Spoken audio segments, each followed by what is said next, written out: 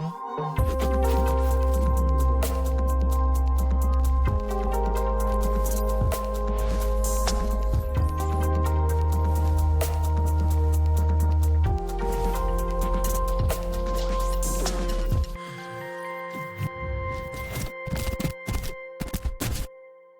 to AI Speed, the show where AI-powered companies talk about what actually works in the market right now. Business doesn't move at internet speed anymore. It moves at AI speed. And the people who figure out how to turn models into money will own the next decade. I'm Evan J. Chalfin, founder of Luxhammer and growth partner to high-performing brands. Today, I'm thrilled to be joined by Vadim Peskov, CEO of Diffco. Vadim leads a cutting-edge software engineering company that specializes in bringing complex AI solutions to life for clients across diverse sectors, from healthcare to fintech. He's an expert in navigating the AI landscape, ensuring practical application, and delivering measurable business impact. Vadim, thank you for being here. Pleasure to be here. So will be a fun conversation. Let's start. Absolutely.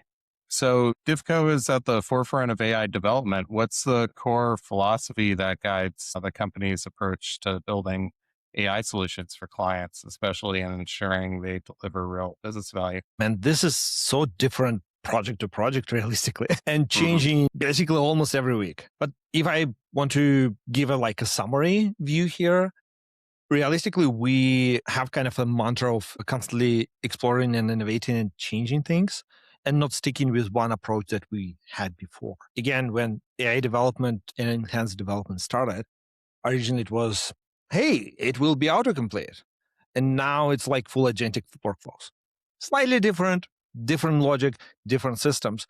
And the product that we used 3 years ago doesn't really make sense to use today. And even like the product that we used a month ago maybe doesn't really make sense to use anymore. So it is constantly innovating and trying new things and exploring what we can do better with this. So it's not a specific workflow that exists anymore. Things are changing, and even like agile doesn't really make sense in the way of AI and AI enhanced development. So I think the core idea is to be in front of those things and delivering accelerated growth to our customers and allowing them to see the future and build for the future, not build for even current things, because things will be different, and we will explore this in a few minutes. That's great. And what makes Diffco's approach unique in the AI development and software engineering space, particularly in how you translate client needs into cutting-edge practical AI applications? So first of all, we had a lot of experience building regular B2B SaaS products.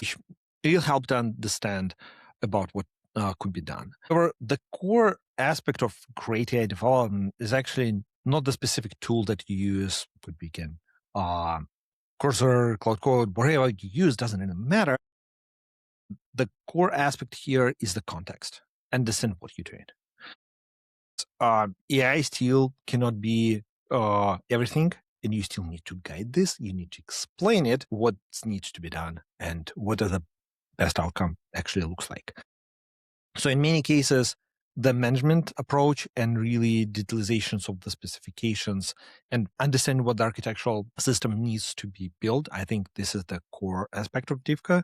Because again, if you ask AI, it want to build the Kubernetes clusters with a bunch of microservices. Great, but in many cases, you do need this. And ability to understand and navigate those aspects, even on those architectural simple levels. I think this is the core. Yeah, definitely.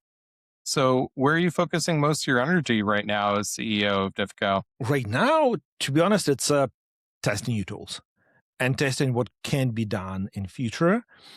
Plus, I do involve with a lot of product strategy for some of our clients, as well as on my investment side. And there, my focus is to see how the interfaces of the future will look like. Because it definitely will not be interface where you're doing things. It will be interface where AI will do things for you, and you guide it, approve it, or you enhance this. It's not the interfaces where you need to do multiple clicks to get results. It's interfaces where you see the done work and just basically move on or provide a new context there. Absolutely. And so, who do you serve best? What's the ideal client profile that benefits most from your AI development expertise? We do work with basically three type of clients right now. Um, Again, always depends on what they really want and how they want to do this. So most of the projects is mid-sized enterprises and growth stage startups. So this is the core aspect of the folks that really benefit best in our help. We do work with some early stage folks. Most of those are second time founders that sold their company multiple times or at least one time and want to enhance and build really great products there. Most of those projects are large complex systems where we also have some of those projects that are like a simple builds that we will do in a couple of months, etc. Typically, this is the folks that already have something working or have some prototypes and they want to scale. So we're here to scale. Again, we can build MVPs, but most of the time it will be best to scale with us and build MVPs now is like wherever our vibe coding tools exist and you like. Yeah, absolutely. So, digging in a little bit, what's been your biggest challenge in growing Diffco this past year? It is a challenging question, man.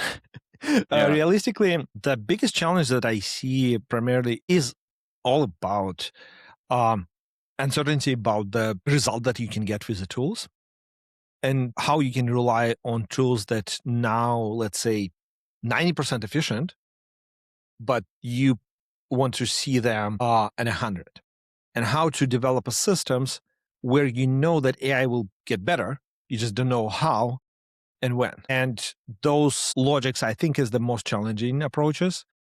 And basically seeing how the software industry evolves, it doesn't really make sense to develop things without AI. So the folks that doing this the old way, unless it's specifically required for whatever reason, this is the way to nowhere. And the best approach from our perspective is to build systems that can enhance and can grow with AI. And again, sometimes this means optimizing and changing things almost monthly or sometimes more from depending again on the product. I think we're not longer in a way that we can build a product that can be sustainably growing without any updates for longer. Again, SDLC in a wake of AI is quite different. yeah, definitely. And how are you handling the need to continuously adapt Diffco's capabilities and stay at the forefront of rapid advancements in AI tech and evolving client demands? I think like realistically, again, it's just trying new things and experimenting with new things and suggesting this to the clients. So this is why we have a longer relationship with most of our clients because we want to bring in new tools to them and allow them to explore and make this much more efficient. And now, basically, in many cases, 95% of the things actually written with AI, sometimes hundreds. And realistically, we can enhance many projects with this and give them not only the technological edge, but also the product edge. I think this is where it's not the question how to build. I think this is primarily solved the problem. The question is still and will be what to build and how to build the product that people love. And especially, again, our expertise is in a business side of things, how to build something that large businesses will adopt and be happy to use and recommend. So this is where we basically pushing this forward. Yeah, definitely. What makes it difficult to avoid sort of the hype traps of AI and focus on ROI when presenting AI development services to potential clients? I think like it's a lot of traps that happening Yeah, every day with AI exactly. and a lot of hype. And realistically, you don't know about the hype until it's a hype. So you like playing with a new tool and you're trying to accelerate with this, and realistically it's end up being like the most kind of named thing ever. And for example, you like everyone be like agentic, and you like, come on, like stop this. And now like everyone is again obsessed with a different level of agents, different level of autonomy that you can do with cloud, OpenClaw, Cloud Code, and others. And I think this is an amazing tools. However, the core question is how you not just like, hey, this is the best tool ever. How you can actually implement this realistically and meaningfully, because in many cases, it's so many security issues with many of them And people, again, doing the stuff that you like, yeah, so they try to accelerate their work, great, but realistically, they put in so many things at risk and creating so many problems in the same way. So I think, especially when you're doing complex systems where you have a lot of people relying on you, when you have a legal responsibility, this is the different way to look on hypes. It is to plan those things and account for every possible thing that you can imagine, but realistically, it is not an end game ever, because tomorrow it will be another thing, or this thing will break, or they will find another vulnerability, and you will need to enhance it, you will need to change this. So realistically, you just need to move this forward and always try to add new things and see from the prism of making sure that whatever you do is actually helping the business, not just doing because of like it's a hype. Yeah, absolutely. What challenges do you face raising awareness about your company and its services? Man, like again, we work with a lot of clients directly, and we have a wonderful I think, position where we have a lot of relationship that we can grow. We're realistically right now we will be launching a few new products under our umbrella under Diffco AI, and launching there. I think this would be more challenging to enhance and build a much more comprehensive um, awareness, especially across a larger sectors than we currently working with. I think the most challenging thing is differentiation from any kind of noise that you have and trying to explain in a professional way to the customer what is actually the most important thing for them and what they actually need to focus on. I think this is the best kind of logic here. However, again, we'll see, because now we will be half product, half service in a way, and this is will be interesting playbook. Again, I did this multiple times for many clients of ours, and now we kind of like pushing this into the public realm for Divka. Yeah. Oh, that's great. That's exciting. What do you do to address that challenge? I think right now, just talking with directly with many clients as we can, and trying to explain them the logic about the processes there. And after, I think we'll be more public about this. Ever right now, I think we have a good internal place to play with those things and enhance those. And we probably will be going semi-publicly on this slightly sooner, probably again, beginning of next quarter or so. We'll see. So it's again, I don't have a like specific challenges because we don't disclose those things yet, because it's a work in progress. And I think realistically, the AI service business is will be changing. And the most important thing that I just want to make here, that AI service business is actually will be changing every probably quarter. I think we in a wake of really constant pivots, not in a wake where one product will, that's all. I think this is the where you will need to enhance and add more things to ensure that whatever you do is actually relevant. Because no one wants to use OpenAI GPT 4 anymore, or even 5. Everyone wants to use the best products and the latest products. And I think this is the logic that we'll have with the services as well. Yeah. Yeah. That's totally understandable. So, I understand, you have a lot of great clients. Are you looking to continue to expand your client base? And if so, like, do you have certain growth targets? So I think like for us, our core expansion goals is in terms of the enterprise sector on Fortune 5000, on mostly combination of non-technical clients and technical clients. For technical folks, we have slightly different approach how we work with them. However, in terms of the non-technical, it is mostly upgrading a lot of legacy systems and making sure that their development that they do is actually relevant and allowing to optimize them a lot, all of the development that they actually do. Yeah, definitely. So I'm curious if there are any trends that you're seeing in AI development, software engineering, or digital transformation that excite you the most. I think the most exciting, I think the autonomous agents is probably still the most important and still the most interesting from my perspective right now. We have a few projects that we fully utilize in this approach. where we completely switch from writing code to actually directing AI. So we're not longer writing the code itself for those projects. It's still again reviewed in many cases, etc., especially in complex type of scenarios. But realistically, I think the fact that we will probably not write the code itself in the next half a year or year for many projects. Again, folks still need to read and understand and having an ability to do this. Our approach that we have only senior folks and staff level, this is actually helping us to build this kind of logic here.